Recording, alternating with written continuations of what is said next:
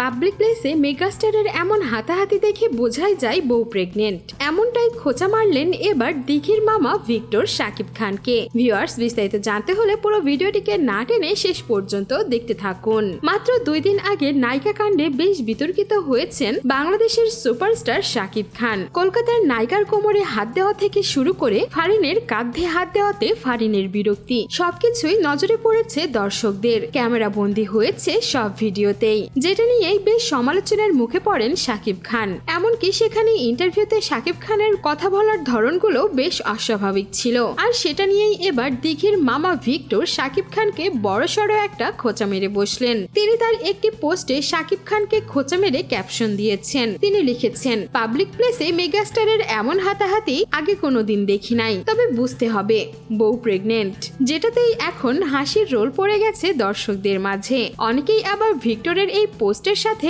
একমত পোষণ করেছেন, কারণ সেই ভিডিওগুলোতে এক পর্যায়ে ফারিন যখন নিজেকে ধরাতে বিরক্ত প্রকাশ করেন, তখন শাকিব খান ফারিনকে ছেড়ে কলকাতার সেই নায়িকাকে ঠিকই ধরে রাখেন। কেউ আবার পোস্টের নিচে এসে হাহা রিয়াক্টও দিয়েছেন। অনেকেই লিখেছেন, মামা সবসময় উচিত কথা বলতে নেই। অন্য অনেকজন কমেন্ট করেছেন, বউ প্রেগনেন্ট থাকাকালীন সময় অ্যাক্সিডেন্ট গুলো ঘটে যায় কেমনে জানি। আবার অন্য আরেকজন কমেন্ট করেছেন, বউ তো একটা প্রেগনেন্ট, আরেকটা বউ তো আছে। অনেকেই আবার শাকিব খান আর কলকাতার নায়িকার ভেতরে কিছু ইটিশ পিটিশ চলছে কিনা সেটা নিয়েও সন্দেহ প্রকাশ করেছেন, কারণ ইন্টারভিউতে তাদের দুজনকে দেখে এমনটাই ইঙ্গিত করা যাচ্ছে হয়তোবা শাকিব খান নতুন পরীর প্রেমে পড়ে গেছেন। সো ভিউয়ার্স, এই ছিল আমাদের আজকের ভিডিও। আর এইবার যে শাকিব খানের নায়িকা কাণ্ডে দিঘির মামাও তাকে খোঁচা দিয়ে বসলেন, সেই বিষয়ে আপনার কোনো মন্তব্য থাকলে জানাতে পারেন আমাদের কমেন্ট বক্সে। এতে আমাদের চ্যানেলটিকে সাবস্ক্রাইব করে আমাদের সঙ্গেই থাকুন। ধন্যবাদ।